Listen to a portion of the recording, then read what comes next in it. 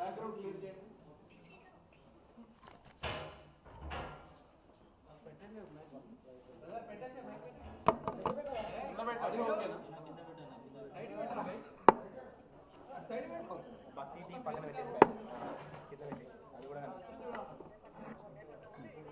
ఇది లైవా? అన్ని live correct time live. Okay, రెడీయా?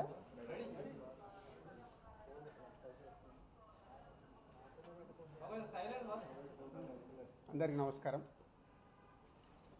మీ అందరికీ తెలిసిందే, 4 రోజుల నుంచి ఫిలిం ఇండస్ట్రీలో అండ్ ఇంకా కొన్ని ప్రైవేట్ సెక్టార్స్ మీద ఇన్కమ్ ట్యాక్స్ సెర్చులు జరిగాయి. సో ఈ సెర్చుల విచిత్రం ఏంటంటే, మీడియా వాళ్ళందరూ ఛానల్స్లో కానీ సోషల్ మీడియాలో కానీ, నేను సెలబ్రిటీని కాబట్టి ఎన్నో సెర్చులు జరుగుతున్నా, సో నా న్యూసే మీకు క్యూరియాసిటీ ఉంది కాబట్టి మీడియాకి కానీ, మీ మీడియా ద్వారా సొసైటీకి కానీ, సో దానికి మీరు ఎంత ఫోకస్ చేస్తున్నారో 4 రోజుల నుంచి మీడియా ద్వారా చూస్తూనే ఉన్నాం.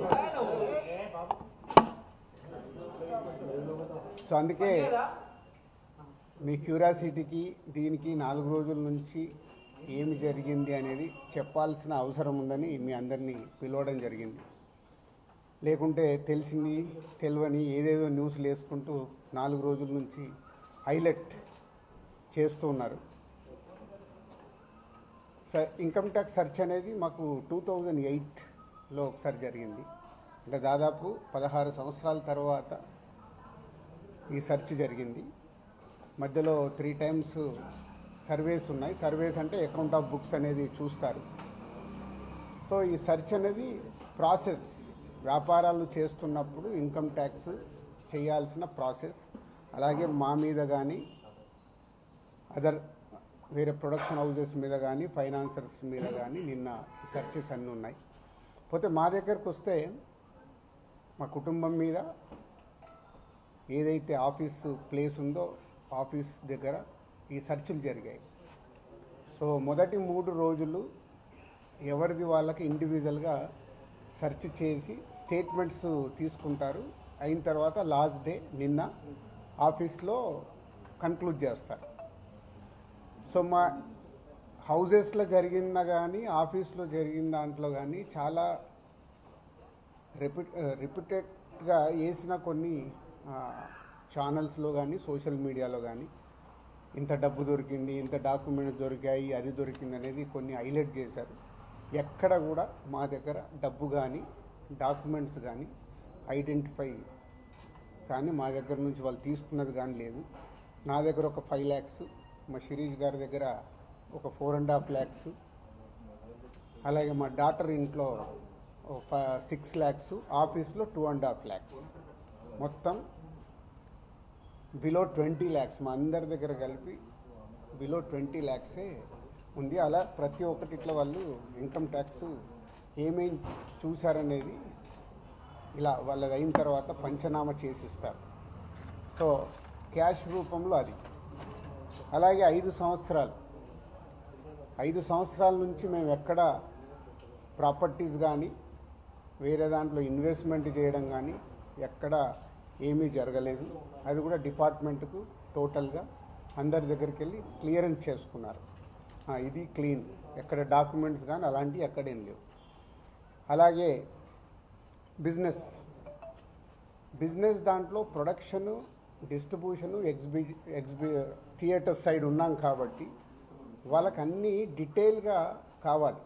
డీటెయిల్ అంటే ప్రొడక్షన్ ఎలా జరుగుద్ది, ప్రొడక్షన్లో 24 క్రాఫ్ట్స్ ఉంటాయి.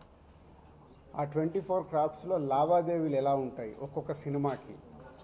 సో ఆ డీటెయిల్స్ అన్నీ వాళ్ళు తీసుకోవడం జరిగింది.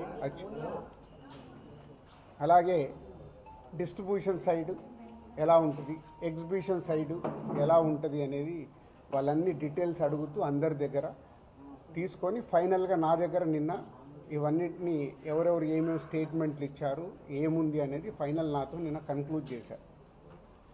డిపార్ట్మెంటే ఆశ్చర్యపోయింది. అంటే ఇంత దిల్ రాజు గారిని మేము ఏదో ఎక్స్పెక్ట్ చేసాం, అలా ఉంటుంది ఇలా ఉంటుందని సెర్చ్ జరిగేటప్పుడు దే ఆర్ వెరీ హ్యాపీ. వాళ్ళకు మాకు జరిగిన కోఆపరేషన్లో కానీ దాంట్లో కానీ they are very happy department. ఫర్దర్గా ఆడిటర్స్ డిపార్ట్మెంట్ ఉన్నదాని మీద వాళ్ళు క్లారిటీ చేసుకుంటారు.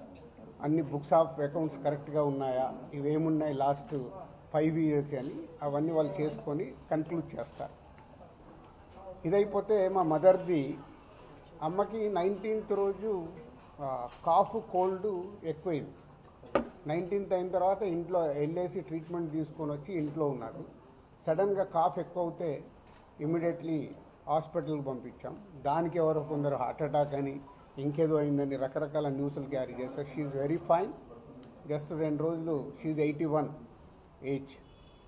2 రోజులు హాస్పిటల్లో ఉండి ఇప్పుడు డిశ్చార్జ్ అయ్యి వస్తున్నారు. She very normal. Lungs infection కొంచెం పెరగడం వల్లే కాఫ్ వచ్చింది, దానికి ట్రీట్మెంట్ తీసుకొని వస్తున్నారు. సో దయచేసి నేను మీడియా వారిని 4 రోజులు జరిగింది కానీ ఇది కానీ మీకు తెలిసిందో తెలియందో హైలైట్ చేసుకుంటే వేయకండి. నేను ఎప్పుడు రిక్వెస్ట్ చేస్తుంటాను. అంటే ఇప్పుడు నా మీద మీకు ఎంత క్యూరియాసిటీ ఉంటుందో ఒక సెలబ్రిటీగా, అలాగే చాలామందికి అది ఉంటుంది. తప్పుడు న్యూస్ వెళ్ళినప్పుడు అక్కడ వాళ్ళకి ఇటు మాకు తెలిసిన కుటుంబాలు కానీ ఇష్టపడే వాళ్ళు కానీ తప్పు న్యూస్లు వెళ్తాయి. దయచేసి మళ్ళీ నేను ఎప్పుడు చెప్పేదే మళ్ళీ చెప్తున్నాను, తప్పుడు న్యూస్ని బయటికి తీసుకెళ్ళకండి. Okay, thank you. ఎందుకు చేస్తారయ్యా? ఒక్క నిమిషం. 4వ రోజు నాది కాదు కదా, మైత్రిలో జరిగింది, అభిషేక్ మీద జరిగింది, ఇలా అందరి మీద. ఇది ఇండస్ట్రీకి సంబంధించి ఎందుకు టార్గెట్ చేస్తారు? ఇన్కమ్ ట్యాక్స్ అనేది ప్రాసెస్, ఇదేమి ఇల్లీగల్ కాదు. ఇన్కమ్ ట్యాక్స్ అనేది ప్రతి ఒక్కరికి, మీరు కూడా టీడీఎస్లు కడతారుగా, ఎందుకు కడతారు? అస్సలు తప్పు. ఇవే అంటున్నా, రాంగ్ న్యూస్లు మీ ఇష్టంకి వచ్చినాయి అనేసుకొని వేయడం ఎందుకు? అభిషేక్ అగర్వాల్ కూడా ఉన్నాడుగా, మైత్రి కూడా ఉందిగా, వాళ్ళకు ఉన్నదాని మీద 18 years అయింది. మా మీద సెర్చ్ జరిగి 18 years, ఏమో 2 years కాలేదు, 3 years కాలేదు. అంటే ఆఫ్టర్ 18 years చేసే వాళ్ళు ప్రొసీజర్, ఇన్కమ్ ట్యాక్స్ ప్రొసీజర్లోనే జరిగింది, ఎక్కడ ఏమీ లేదు. అనవసరమైన ఎక్కువ మీరు ఊహించేసుకొని హైలైట్లు చేయరు. ఓకే,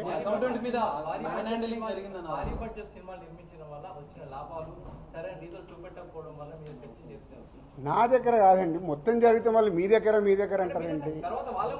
సో అన్నీ జరుగుతాయి, ఇట్స్ ఎ ప్రాసెస్. ఇందాక చెప్పాను కదా, 24 craftsకు ఎలా స్పెండింగ్ చేస్తున్నారు. ఇప్పుడు మా గేమ్ చేంజర్ ఇంత బడ్జెట్ అయింది, ఎలా స్పెండ్ చేస్తున్నారు. They want all accounts. మేము క్లీన్గా ఉండొచ్చు, తీసుకున్నోడు ఉండకపోవచ్చుగా. సో మా దగ్గరికి వెళ్ళి అన్ని డీటెయిల్ తీసుకొని ఎవరెవరికి వెళ్ళాయో వాళ్ళ ద్వారా చెక్ చేస్తారు. ఎందుకంటే TDS, GST, so many process ఉంటాయి.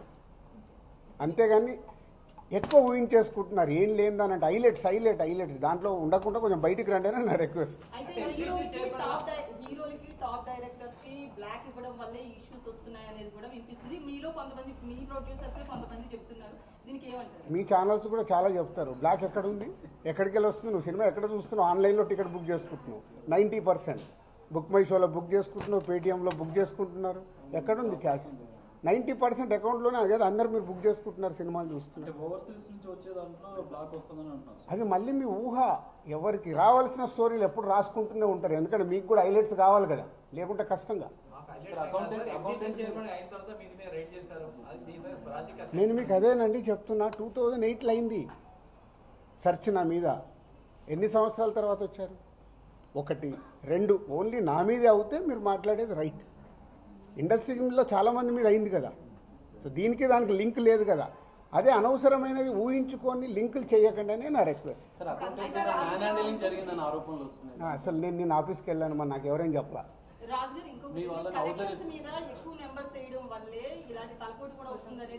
అది మొత్తం ఇండస్ట్రీ అంతా కలిపి మాట్లాడతాం, అది నేను ఇండివిజువల్గా మాట్లాడకూడదు. అలాంటి ఏదైనా ఉంటే కరెక్ట్ చేయాల్సిందే, ఇండస్ట్రీ తరఫున కరెక్ట్ చేయాలి. 22 నుంచి మీరు ఐటీ ఫైల్స్ చేస్తారా సార్? ఎవ్రీ ఇయర్ ఉంటుంది. 22 నుంచి అంటే ఎవ్రీ ఇయర్ ఉంటుంది.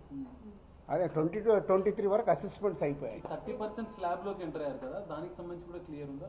ఏంటది? ₹40 దాటితే ఐటీ అన్నదాన్ని మీరు ఎక్కడున్నారండి బాబు? నా కంపెనీ టర్న్ ఓవర్ అంతా 30% గురించి మాట్లాడుతుంది. హైలైట్ టర్న్ ఓవర్ నా కంపెనీది. ఎప్పుడో 2008లోనే నా సర్వే అయిందంటే అప్పుడే ఎంటర్ అవుతుంది కదా ఉంది. అయితే ఫిల్మ్ ఇండస్ట్రీలో రైట్స్ జరగడం కూడా ఒక ప్రెస్టేజ్ ఇష్యూగా కొంతమంది చూస్తున్నారు, డైరెక్టర్లు, హీరోలు, వీళ్ళంతా. దీనికి ఏమంటారు మీరు? అంటే ఇన్కమ్ ట్యాక్స్ వాళ్ళు అదే అంటారు, సార్ మేము వచ్చినామంటే మీరు పెద్దోళ్ళు అని. సో మీ మీద కూడా చేయించుకోరు, మీరు ఫాస్ట్గా పెద్దోళ్ళు అవుతారు. సార్ మీకు సిబ్బందిని కూడా హౌస్ అరెస్ట్ చేశారన్న వార్త. అది న్యాచురల్. అంటే హౌస్ అరెస్ట్ అంటే ఇప్పుడు నేనున్నాను 3 రోజులు, మీ వీడియోలు తీస్తున్నాను, నేను ఎక్కడికైనా వాకింగ్ చేస్తాను, బయటికి వెళ్ళనివ్వరు. కమ్యూనికేషన్ కాకుండా వాళ్ళకి కావాల్సిన ఇన్ఫర్మేషన్ తీసుకోవడానికి అందరినీ డిఫరెంట్లో ప్లేస్లో పెట్టి ఫైనల్గా కన్క్లూడ్ చేస్తారు. ప్రొడక్షన్ టైంలో జరిగిన లావాదేవీలు, తర్వాత మీ సినిమా రిలీజ్ అయినాక వచ్చిన లావాదేవీలు, వీటన్నిటి మీద అడగడం జరిగిందా లేదా ప్రొడక్షన్ అది ఆటోమేటిక్ అండి, అది ప్రాసెస్. వాళ్ళకి అదే అవగాహన చేసుకోవడానికి. టైంలో దాదాపు క్యాష్ సినిమా క్యాష్ ఉన్న బ్యాంక్కి వెళ్ళి డ్రా చేసే పెడతారు. సో వాళ్ళకి డౌట్స్ ఉంటాయి. డౌట్స్ ఉన్నప్పుడు క్లారిఫై చేయాల్సిన రెస్పాన్సిబిలిటీ మాదే కదా. సో అలా ఒక్కొక్కటి ప్రొడక్షన్ ఏంటి, డిస్ట్రిబ్యూషన్ ఏంటి, ఎగ్జిబిషన్ ఏంటి, ఎలా ప్రాసెస్లో ఉంటాయి అన్నీ ఎక్స్ప్లెయిన్ చేస్తూ వచ్చాను. మీ దగ్గర 5 lakhs రూపీస్ అని అన్నారు, శిరీష్ గారి దగ్గర 4.5, at the same time Hanshitha గారి ఇంట్లో ఎంత స్వాధీనం చేశారు? 6.5 lakhs. టోటల్ కలిసి 20 లక్షలండి. క్యాష్ రూపంలో మా ఫ్యామిలీలో కానీ ఆఫీస్లో కానీ 20 lakhs. అది దానికి కూడా ఇది అన్అఫీషియల్ కాదు, ప్రతి ఒక్కదానికి ఇట్లా డాక్యుమెంట్ ఇస్తారు. ఇది 5,50,000 గోల్డ్ దొరకలేదు. గోల్డ్ ఉంటుంది. ఏ లిమిట్లో ఉండాలో ఆ గోల్డ్ కూడా ఉంది అందరిది. యాజ్ పర్ రూల్ ప్రకారం ఎవరి దగ్గర ఎంత ఉండాలో అంతే ఉంది. అంత మెయింటైన్ చేశారు సార్. మెయింటైన్ అంటే మేము రెస్పాన్సిబుల్ పర్సన్ కదా, ఏది మేము తప్పులో ఉండకూడదుగా. అంటే రైట్స్ జరగడం కూడా మీరు ఎంత క్లియర్గా ఉన్నారనేది తెలుస్తుంది కదా. ఇగో నా వైఫ్ 75 లక్షలు. సో ప్రతి ఒక్కటి ఇట్లా ఇస్తారు వాళ్ళు డాక్యుమెంట్, పంచనామా చేసి ఇచ్చేసి వెళ్తారు. అందరికి క్లీన్గా ఉన్నాం. అయితే ఎన్ఆర్ఐ నుంచి పొలిటీషియన్స్ నుంచి కొంత బ్లాక్ మనీ రావడం, దాన్ని ఎక్కువగా ఫిల్మ్ ఇండస్ట్రీలో పెట్టడం ఇలాంటివి జరుగుతాయి అంటారు కదా, దీని గురించి నాకు ఇప్పియరాదు, నేను తీసుకుంటాను. మరి తక్కువ ఇంట్రెస్ట్లో ఎక్కువ ఇంట్రెస్ట్లో కడుతున్నాను నేను. సంక్రాంతికి వస్తున్న సినిమా మీద ఏపీ హైకోర్టులో ఒక పిటిషన్ ఉంది. అవన్నీ జరుగుతూనే ఉంటాయి. ఎంతసేపు నెగిటివ్ పాజిటివ్ మాట్లాడు, అవన్నీ ప్రాసెస్లో జరుగుతుంటాయి. ఎందుకు వేసారు, ఏది ఆగదుగా, ప్రాసెస్ అది జరుగుతుంటుంది. ఓకే, ఏం చెప్పాలి, అయిపోయింది, మొత్తం తీసుకున్నారు. థర్డ్ రోజు వచ్చి కలవమన్నారు. ఈ లోపల చెక్ చేసుకుంటారు, ఆడిటర్ వెళ్ళి మాట్లాడతారు. థర్డ్ రోజు వెళ్ళి నేను కలుస్తాను. మీరు ఫిల్మ్ ఛాంబర్ ప్రెసిడెంట్గా ఉన్నప్పుడు నెక్స్ట్ ఇక మొత్తం ఇదంతా అయిపోయింది. చెప్పినా మొన్నే 2025 స్టార్ట్ అని, సంక్రాంతి వస్తున్నాం, స్టార్ట్ అయింది కదా. ఎలా సూపర్ హిట్లు కొట్టాలనేది మన పని, అదే మొదలు పెడతాం. ఓకే, పాజిటివ్ అండి. Last time film chamber president third రోజు రమ్మన్నారు. ఈ లోపల ఆడిటర్ వెళ్ళి మాట్లాడతారు. Okay, thank you. Thank you sir.